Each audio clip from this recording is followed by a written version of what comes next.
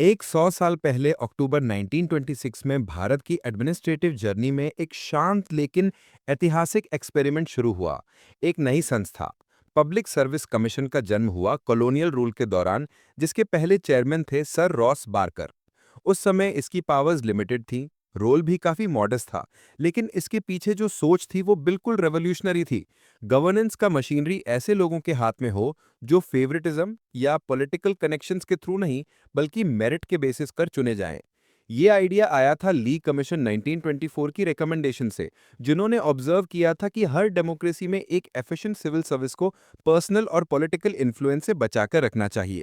इसी प्रिंसिपल ने union public service commission यानी यूपीएससी का बीज बोया, जो आजाद भारत में मेरिट, इंटेग्रिटी और फेयरनेस का गार्डियन बना। यूपीएससी की जर्नी मॉडर्न इंडिया के इवोल्यूशन को ही मिरर करती है। कॉलोनियल एक्सपेरिमेंट से शुरू होकर ये 1935 के गवर्नमेंट ऑफ इंडिया एक्ट के बाद फेडरल पब्लिक सर्विस कमीशन बना, जहां इंडियंस को एडमिनिस्ट्रेशन में ज्यादा भागीदारी मिली। और 26 जनवरी 1950 को संविधान के लागू होने के बाद ये अपने वर्तमान रूप में आया। यूनियन पब्लिक सर्विस कमीशन एक इंडिपेंडेंट कॉन्स्टिट्यूशनल बॉडी, आर्टिकल्स 315 से 323। डेकेड्स बीत गए लेकिन इसका मैंडेट वही रहा, देश की सेवा के लिए फाइनेस्ट टैलेंट चुनना। हाँ, स्केल और सोफिस्टिकेशन जरूर बहुत बढ़ गया है। पहले कुछ एग्जाम्स कंडक्ट करने से लेकर आज UPSC civil services, engineering, medical, forest, statistical cadres जैसे कई फील्ड्स में रिक्रूटमेंट करता है। ये भारत के स्टील फ्रेम यानी ब्यूरोक्रेसी को शेप देने में डिसाइसिव रोल निभाता है, जो देश को जोड़े रखता है। यूपीएससी को खास बनाता है सिर्फ ये नहीं कि ये क्या करता है, बल्कि ये कैसे करता है। इसके तीन गाइडिंग पिलर्स हैं: ट्रस्ट, इंटेग्रिटी और फेयरनेस। देश के कोने कोने से एस्पिरेंट्स ने इस इंस्टीट्यूशन पर भरोसा किया है, क्योंकि उन्हें पता है कि सक्सेस सिर्फ उनकी एबिलिटी और हार्डवर्क पर डिपेंड करेगी, ना कि कनेक्शन, पैसा या प्रिविलेज पर। ये ट्रस्ट ऐसे ही नहीं बना, ये सदी के ट्रांसपेरेंट प्रोसीजर्स, इम्पार्शल इवैल्यूएशन और पॉलिटिकल इंटरफेरेंस के प्रति कठोर प्रतिरोध से अर्न किया गया है। यूपीएससी ने अपनी इंटेग्रिटी को प्रोटेक्ट किया है, एग्जाम्स को एक्सटर्नल प्रेशर से दूर रखा है और हर स्टेप पर कॉन्फिडेंशियलिटी मेंटेन की है। फेयरनेस का मतलब यहाँ यह है कि हर कैंडिडेट को बराबर का मौका मिलता है, चाहे वो किसी बड़े इंग्लिश मीडियम स्कूल से आए या किसी छोटे गांव से, चाहे इंग्लिश में लिखे या 22 शेड्यूल्ड लैंग्वेजेस में से किसी में, चाहे फिजिकली एबल्ड हो या डिफरेंटली एबल्ड।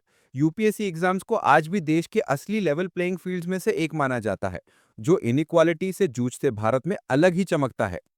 इसका स्केल और वर्क देखकर हैरानी होती है।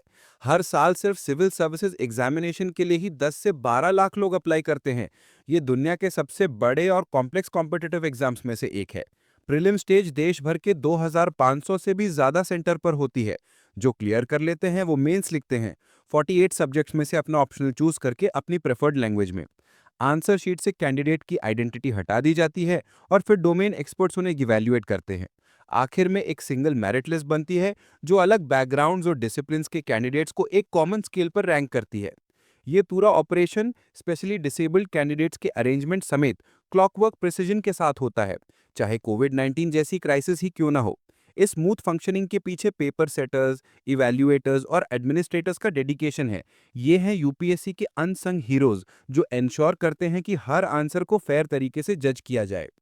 एक सदी में यूपीएससी ने सिर्फ ऑफिसर्स नहीं चुने, उसने इंडियन गवर्नेंस का कैरेक्टर शेप किया।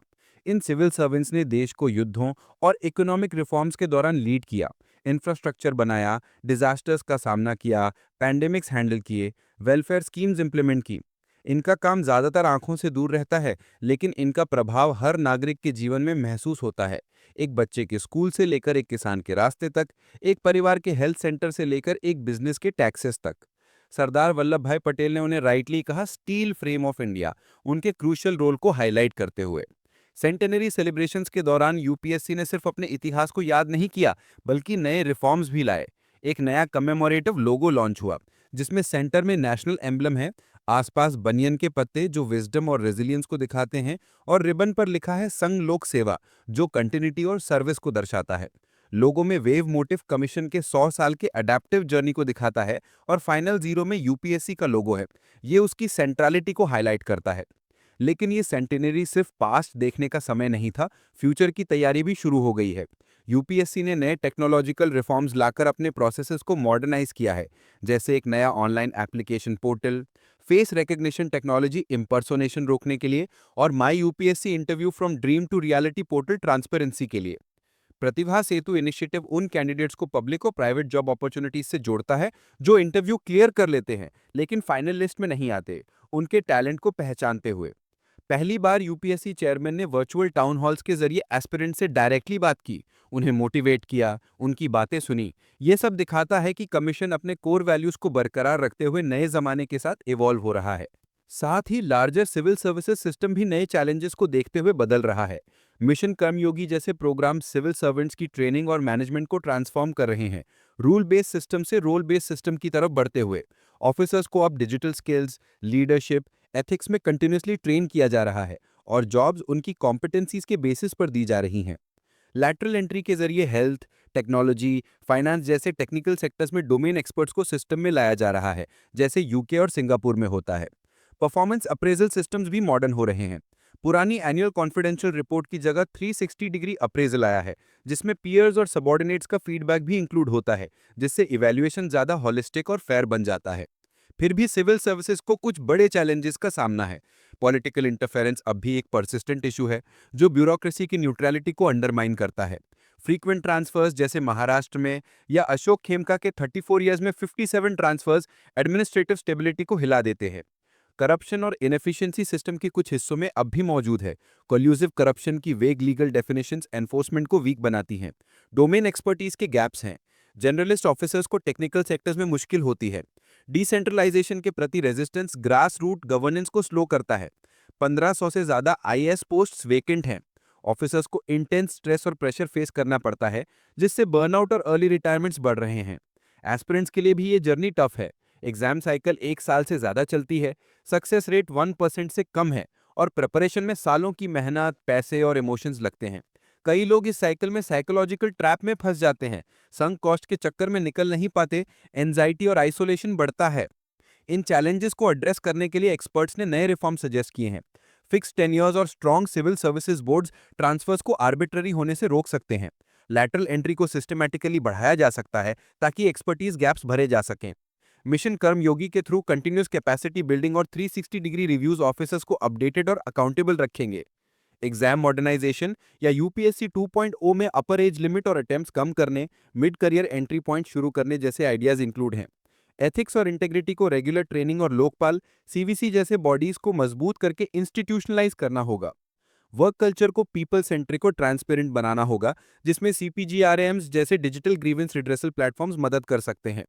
यूपीएससी की सेंटेनरी सिर्फ पास्ट का सेलिब्रेशन नहीं है, फ्यूचर की तैयारी का समय है। जैसे जैसे भारत ग्लोबल पावर बनने की तरफ बढ़ रहा है, सिविल सर्विसेज को भी इवॉल्व करना होगा, सिर्फ रूल बाउंड एडमिनिस्ट्रेटर से आगे बढ़कर एजाइल, इनोवेटिव और अकाउंटेबल इंस्टीट्यूशंस बनने की तरफ। यूपीएससी ने 1 सदी तक गेट कीपर का रोल ईमानदारी से निभाया है। अब चैलेंज ये है कि जो लोग इन गेट से सिस्टम में आते हैं, उनके लिए एक ऐसा एनवायरनमेंट बनाया जाए जो परफॉर्मेंस रिवॉर्ड करे, इनोवेशन एनकरेज करे और एथिक्स को अपहोल्ड करे। तभी ये स्टील फ्रेम अगले 100 साल तक भारत के डेमोक्रेटिक स्ट्रक्चर को मजबूती से संभाल पाएगा।